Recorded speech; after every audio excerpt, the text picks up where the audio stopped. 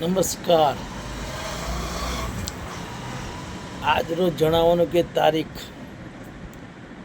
5/2/2026ના રોજ સવારે 10 વાગે એક માણસ મારે ત્યાં આવ્યો.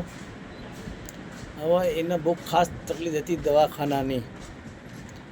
એનો છોકરો દવાખાનામાં એડમિટ થયેલો હતા. તે વાયે કોઈકે મારું નામ લીધું કે તમે રાણીપ જાઓ, પિંક સિટીની બાજુમાં એક દુકાન છે હાર્ડવેરની, ત્યાં અરજીભાઈ કરી હશે, એ તમારું કામ કરી આવશે કે.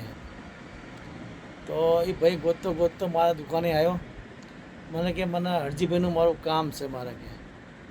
તો બધું અરજીભાઈનું કામ છે, અરજીભાઈ પોતે હું જ છું, બોલો શું તમારું કામ છે?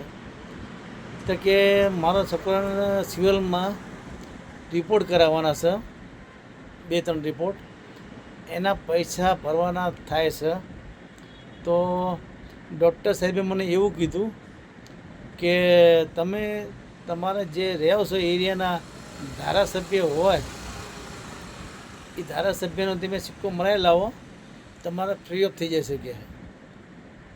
તો મેં ઘણા ટાઈમથી કહે છે, હું ગોતતો હતો કે 3-4 દિવસથી કે મારું કામ કોણ કરશે. ધારાસભ્યને હું ઓળખતો નથી, ધારાસભ્યને મેં જોયા નથી, ધારાસભ્ય જોડે મારા ક્યારે મુલાકાત નથી થઈ.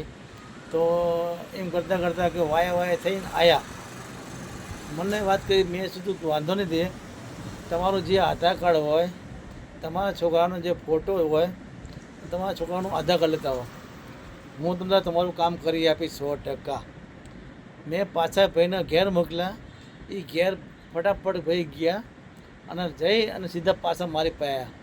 મને કે લેવો સાહેબ કરી આપો ને, કે મારે યાર છોકરાને આજે રિપોર્ટ કરાવવો પડશે, કે સોમવાર છે આજે, રવિવાર શનિવારનો હું ગોતી રહ્યો છું, મને કોઈ મળતું નહોતું. તો તમારો મને 2 જણાએ જાણ કરી મને કે પેલા અરજીભાઈને મળી લો, તમારું કામ થઈ જશે. એટલે હું તમારી પાસે આવ્યો છું તમારી આશા લઈને કે મારો છોકરો આ દવાખાને છે, પણ આજનો રિપોર્ટ સાહેબને મારા બતાવવાનો, પછી રિપોર્ટ કરાવ્યો નથી કે. અને સાહેબ કે 3 વાગે જતા રહેવાના છે અથવા 10 વાગ્યા છે.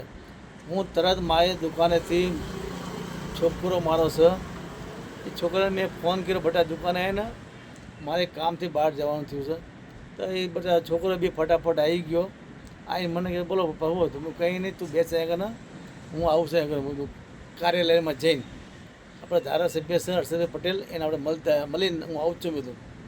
મેં પીએને ફોન કર્યો, વિષ્ણુભાઈ પટેલ હતા. હું વિષ્ણુભાઈ સાહેબ નમસ્કાર. કે નમસ્કાર, બોલો અરજીભાઈ. હું સાહેબ આ રીતનું એક સમસ્યા છે, એનું ઉકેલ લાવવાનો છે. તો કે હું વાંધો નહીં, આવો કે સાહેબ બેઠા જ છે કે. તો કે તમારું કામ થઈ જશે કે. હું સીધો બાઇક લઈને પેલા ભાઈને કીધું તમે બેસો, હું આવું છું. હું ફટાફટ બાઇક લઈને ગયો અને ત્યાં ધારાસભ્ય સાહેબ બેઠા હતા. હું ગયો તો મને એમને આવકાર આપ્યો, આવો અરજીભાઈ આવો, શું સમસ્યા છે? હું સાહેબ કશું નથી, અમારી દુકાનની પાછળ બધું સમ ક્વાર્ટર આવ્યા છે, એમાં બચારા ગરીબ માણસો ઘણા રહે છે અંદર.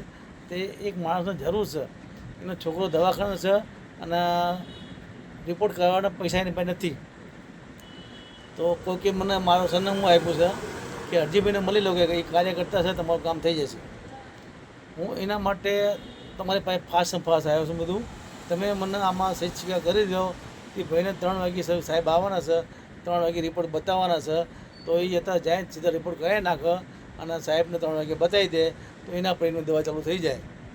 તો તરત જ મને એને 10 મિનિટમાં તો બધું લખી બકીને અને એમને જે સ્લીપ પહોંચ આવે એ મને ફાડીને આપી દીધી. મને કે લો અરજીભાઈ તમે ફટાફટ પહોંચો, એને આપી દો, એનું કામ પૂર્ણ કરો, પછી મને સમાચાર આવજો, વાંધો નથી.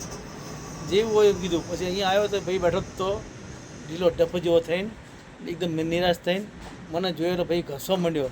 કે મારું સાહેબ મારું કામ થઈ ગયું, મારું સાહેબ તમારું કામ થઈ ગયું, તમે ગમે તે રીતે પૈસા ન હોય તો 50 હોય ભાડા તમને હું આપું છું, તમે ફટાફટ રિક્ષા કરીને તમે વયા જાઓ અને સીધા જ લેબોરેટરીમાં જ્યાં તમારો રિપોર્ટ કરવાનો છે ત્યાં જઈને આપી દીજો કે લો મારા છોકરાનો રિપોર્ટ આવી ગયો. આપણા અહીંયાનો જે આપણે સિક્કો આપ્યો ને, લેટર પેડ ઉપર લખીને આપ્યો ને, એ આપી દીધું એમને અને તમે ચાલુ કરી દેજો એમ કર્યું. તો સવારે તરત જ તે ભાઈ અહીંયા પહોંચ્યા. મને કે ના એટલા પૈસા મારી પાસે લીધા નહીં એમને.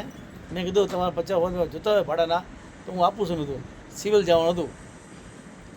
ચીવલા 20-30 રૂપિયા લે.